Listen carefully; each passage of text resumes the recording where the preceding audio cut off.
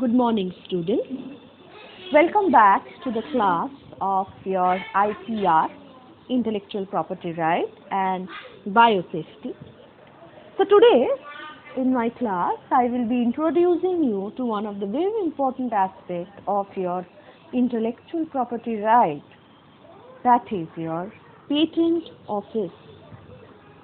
So, we will be discussing patent office.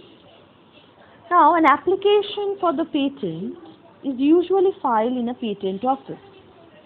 Now, a patent office is governed by the Controller General of Patent, Design and Trademark, CGPDTM. This is the office, subordinate office of the Indian government, and administers the Indian law of patent, design, trademark, etc. Now, this particular patent office, for different IPs are located at different places. IPs means intellectual properties, and we will be discussing the total framework of your patent office, the individuals who work in the patent office and their distribution. The location, city of these offices will be discussed, is given in this particular slide. So of course, we will be discussing today the patent office, and the patent office is being governed by the Controller General of Patent, comprising of Controller General of Patent, Design and Trademark, and this is a subordinate office of the Indian government and administers the Indian law of patent, design, trademark.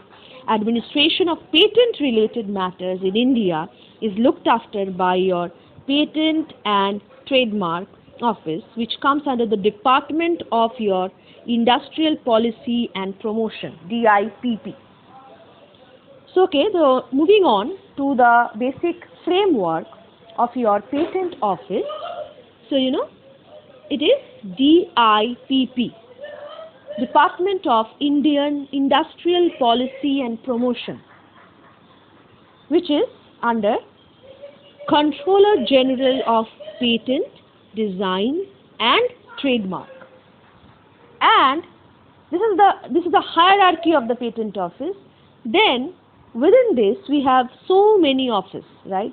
That is your patent office, design office, trademark registry, geographical indication registry, National Institute for Intellectual Property Management, NIIPM, and Patent Information System.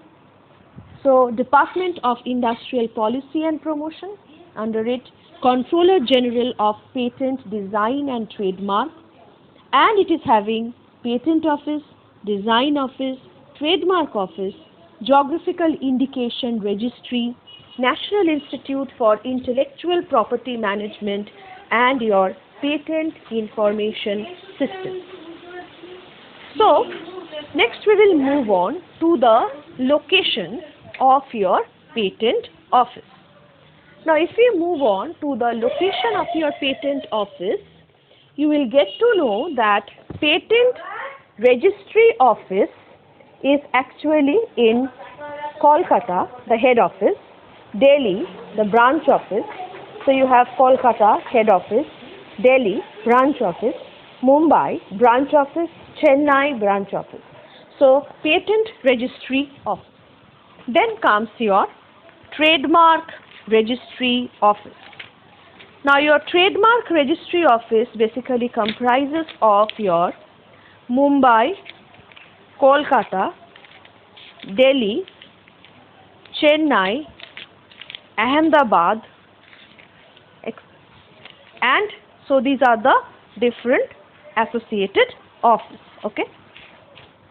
Next is Geographical Indication Registry Office is in Chennai, Design Office is in Kolkata, NIIM PIS Office is in Nagpur, which is established in 1980 by the Government of India as a national center of excellence for training, management, research education in the field of IPR. It provides service for the patent search.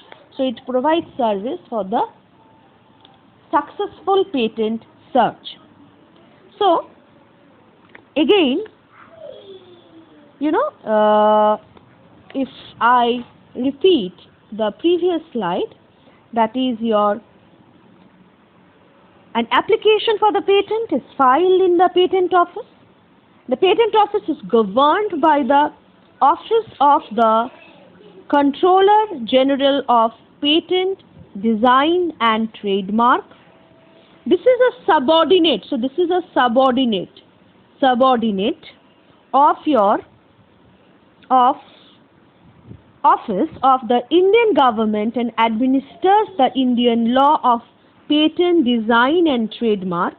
And the administration of patent related matter in India is looked after by Patent and Trademark Office, which comes under the Department of Industrial Policy and Promotion. And further, this Controller General of Patent, Design and Trademark is further classified into various offices: Patent Office, Design Office, Trademark Registry, Geographical Indication Registry, National Institute of Intellectual Property Management, and Patent Information System.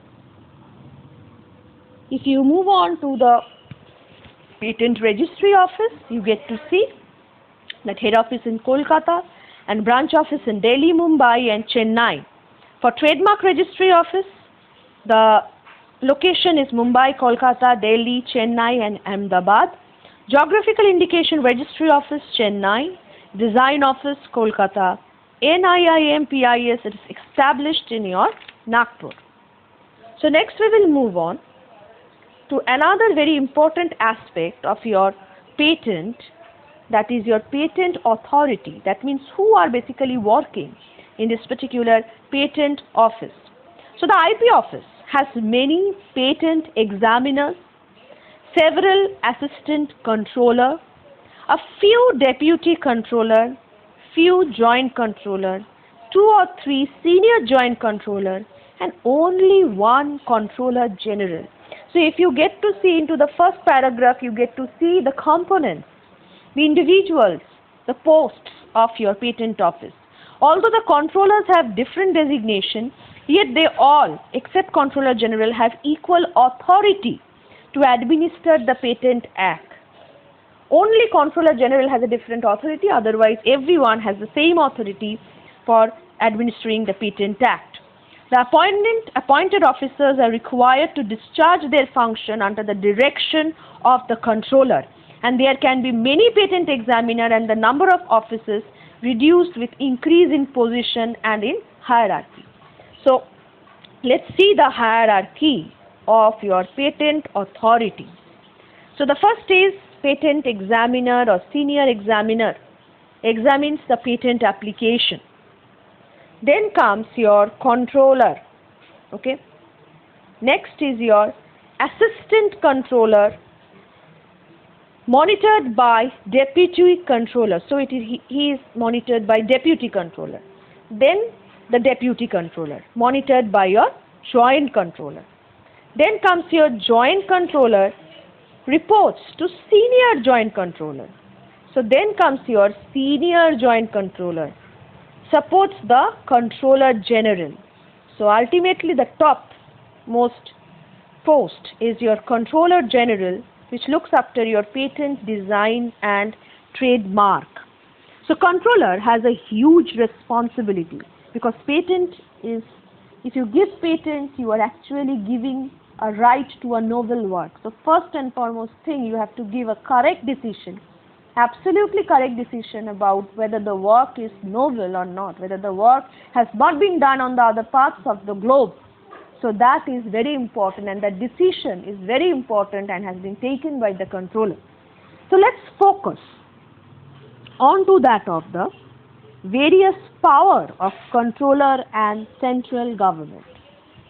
So we will move on to the next slide, where we will discuss the control. So the general and specific powers of the controller and the central government is: the controller has the authority to exercise the power equivalent to the civil court, which includes awarding cost, issuing commission for the examination of witness of the document, receiving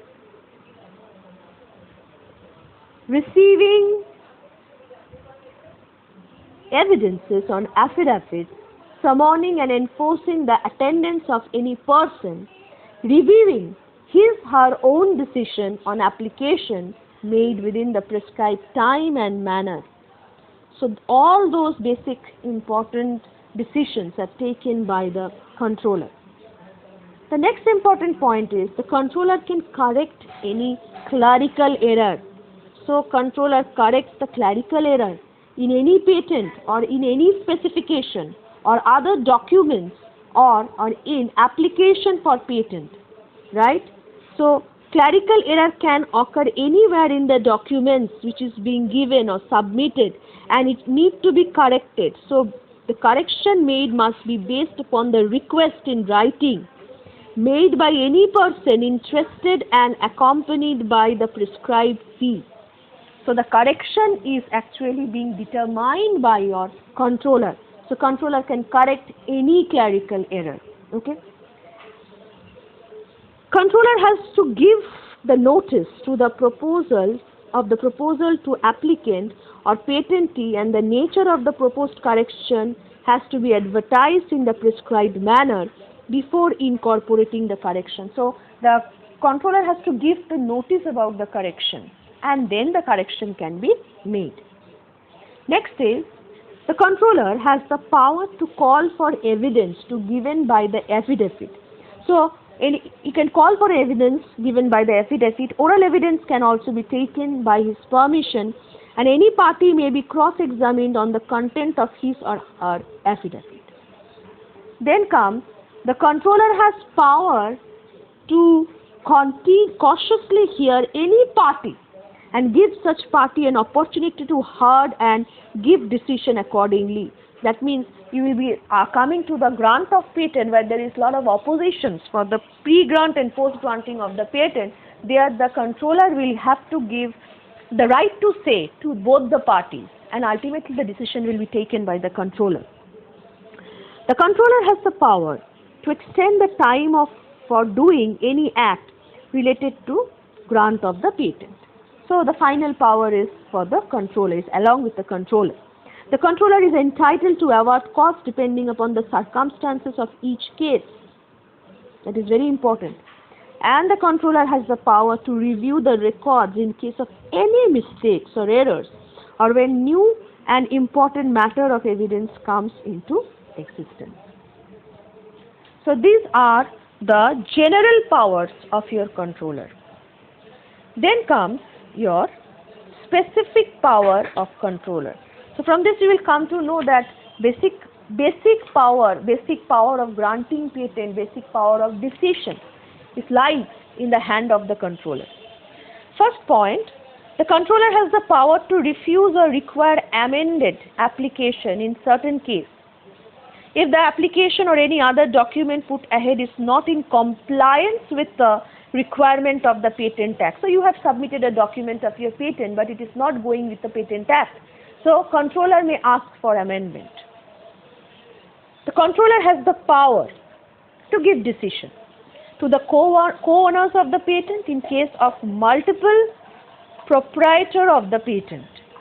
He can direct in accordance with the application as to the sale or lease of the patent or any interest therein, the grant of the patent or the exercise of any right. So all these things are taken into account by controller. The controller has the power to make orders related to the date of application. He may direct the application on getting the request from him, and before the acceptance of the complete specification, that the application shall be post-dated to the date not later than 6 months from the date on which it is actually being made. So the date of publication, right, for those which are provisional specification is also focused by your controller. The controller has the power to reject or accept the complete specification if it appears to him as a case of anticipation, unless the application satisfies the controller that the priority date of the claim of his complete specification is not later than the date on which the relevant document was published. So this is very important. So controller has the power to reject any complete specification, right? Because controller that the priority date of the claim of his complete specification is not later than the date on which the relevant documents were published. The controller has the power of potential infringement if it appears to the controller that an invention in respect of which an application for a patent has been taken may not be performed with substantial risk of infringement of a claim of any other patent. The controller may direct a reference to that other patent to be inserted in the applicant complete specification by the way of notice to the public. The controller has the power to make orders regarding substitution of application. The controller can direct that the application shall proceed in the name of claimant, or claimant and the application or the other joint applicant or applicants according to the case may require. So these are the various points. Controller has the power to adjourn application for compulsory licenses. If he gets the application for revocation, for non-working patent or compulsory licenses, and find that the time since the sealing of the patent and the said application is minimal and is not sufficient for the invention to be worked on the commercial scale, he can further adjourn the case hearing, right? So controller has so many powers.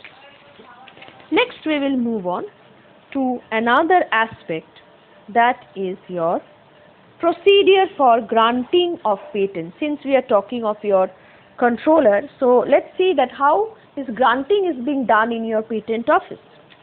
The person or company seeking patent protection must file a application for patent at the relevant patent office. So he files an application at the relevant patent office. The patent office performs a novelty search, which includes checking all the literature available for finding documents that describe the invention partially or completely. Only those documents that were published before the date of filing the application are considered in this research. So you understand that a novelty search is done such that to find out that the complete specification is novel or not. An examiner decides whether patent can be given or not on the basis of report generated by the novelty search. If after there is still an invention left and the invention falls in the criteria of patentability, the application is granted to the patent. In India, the major steps of granting patent involves filing of an application for patent with complete specification. By the time I know that you know all these terms, examination of patent by patent office, advertisement of acceptance of application with complete specification. Then comes opposition. Opposition to grant, if any. The opposition can be made at several steps, but after the grant, also known as pre-grant and post-grant opposition respectively. We have also discussed this. Hearing the parties in case of any opposition, both the parties need to be heard before taking the decision. Granting and sealing of the patent. So then we will move on to filing patent application. Patent application in India are of 6 following types. So one is your ordinary application. So basic 2 types are discussed. Another is your conventional application. So next we will move on to the flow chart, where we will be discussing how the patent is being granted. So first is your inventor and applicant. What does he do? Filing patent application. So he files patent application. Now 18 months later, that is a normal process, publication of the application occurs. Then comes, after publication, people will read it because it's an open letter. within 6 months there may be a pre-grant opposition. So opposition can be in the field within 6 months. Now if opposition is filed, what will happen? No request for examination. So there will be no request for examination. So what will happen? The patentee have to withdraw of the application. Notice to application for any amendment. So the controller will ask for amendment. Amendment should be done within 12 months. This is for the pre-grant opposition. But if there is no opposition, pre-grant opposition, then request for examination, it will be examined. Investigation by the examiner will investigate the novelty. Advertisement of the acceptance of complete specification. So the complete specification will be accepted. Now the question is, here one point is there.